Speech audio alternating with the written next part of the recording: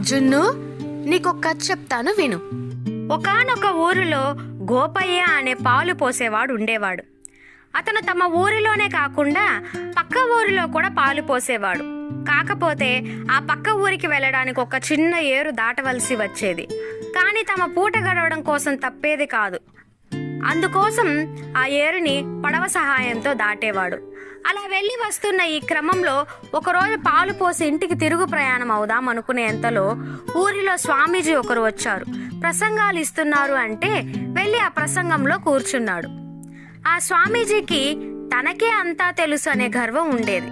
ఆ స్వామీజీ ప్రసంగం చెప్పే ఆ క్రమంలో ఒక మంత్రం ఉపదేశిస్తూ, ఇది ఎంతటి గొప్ప మంత్రం అంటే దీన్ని పఠిస్తూ ఎంతటి కష్ట పనినైనా చేయవచ్చు.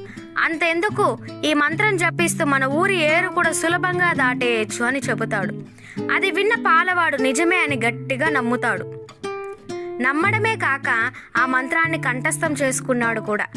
ఆ పూటకి ఎలాగోలా ఇల్లు చేరాడు.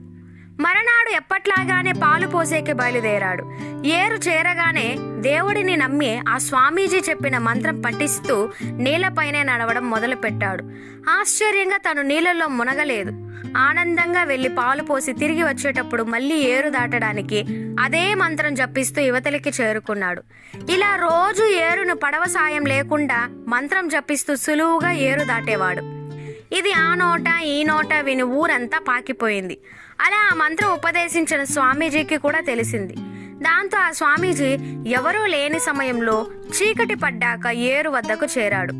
నేను ఉపదేశించిన మంత్రానికి అంత శక్తి ఉన్నప్పుడు ఒక పాలవాడు వెళ్ళగా లేనిది మహాజ్ఞానినైన నేను వెళ్ళలేనా అనుకుంటూ గర్వంతో దేవుడిని కూడా తలవకుండా మంత్రం జపిస్తూ నది దాటడానికి ప్రయత్నించాడు. నది మీద అడుగు పెట్టగానే కాలు నదిలోకి వెళ్ళింది. మునిగిపోతున్నామని తెలిసిన స్వామీజీ ఎలాగోలా బయటపడ్డాడు. అప్పుడు అర్థమైంది అతనికి మహిమ మంత్రంలో కాదు నమ్మకంలో ఉంది అని.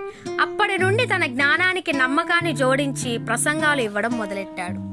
ఈ వీడియో కనుక మీకు నచ్చినట్లయితే ప్లీజ్ ఒక్క లైక్ ఇవ్వండి. ఇలాంటి మరెన్నో వీడియోస్ కోసం వెంటనే సబ్స్క్రైబ్ చేసుకోండి.